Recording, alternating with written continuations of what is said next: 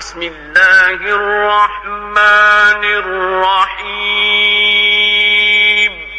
شروع اللہ کا نام لے کر جو بڑا مہربان نہایت رحم والا ہے۔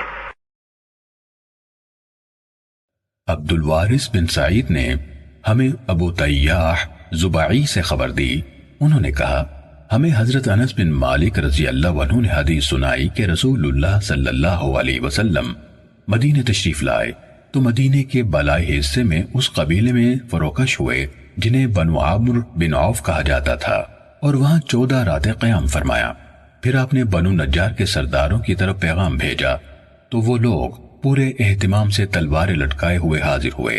انس رضی اللہ عنہ نے کہا گویا میں رسول اللہ صلی اللہ علیہ وسلم کو آپ کی سواری پر دیکھ رہا ہوں، ابو بکر رضی اللہ عنہ آپ کے پیچھے سوار ہیں اور بنو نجار کے لوگ آپ کے ارد گرد ہیں، یہاں تک کہ آپ نے سواری کا پالان ابو ایوب رضی اللہ عنہ کے آنگن میں ڈال دیا۔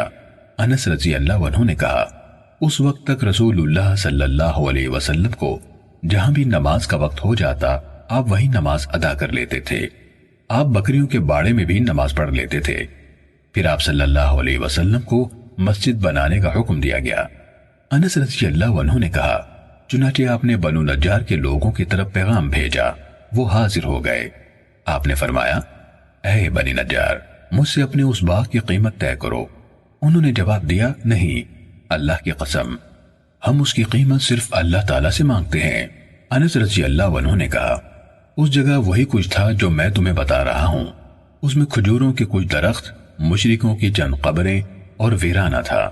چنانچہ رسول اللہ صلی اللہ علیہ وسلم نے حکم دیا کھجوریں کاٹ دی گئیں، مشرکوں کی قبریں اکھیڑ دی گئیں اور ویرانے کو ہموار کر دیا گیا، اور لوگوں نے کھجوروں کے تنوں کو ایک قطار میں قبلے کی جانب گاڑ دیا اور دروازے کے طور پر دونوں جانب پتھر لگا دیے گئے۔ انس رضی اللہ عنہ نے کہا اور لوگ یعنی صحابہ رجزیہ اشعار پڑھ رہے تھے اور رسول اللہ صلی اللہ علیہ وسلم ان کے ساتھ تھے، وہ کہتے تھے اے اللہ بے شک آخرت کی بھلائی کے سوا کوئی بھلائی نہیں، اس لیے تو انصار اور مہاجرین کی نصرت فرما۔ صحیح مسلم حدیث نمبر 1173۔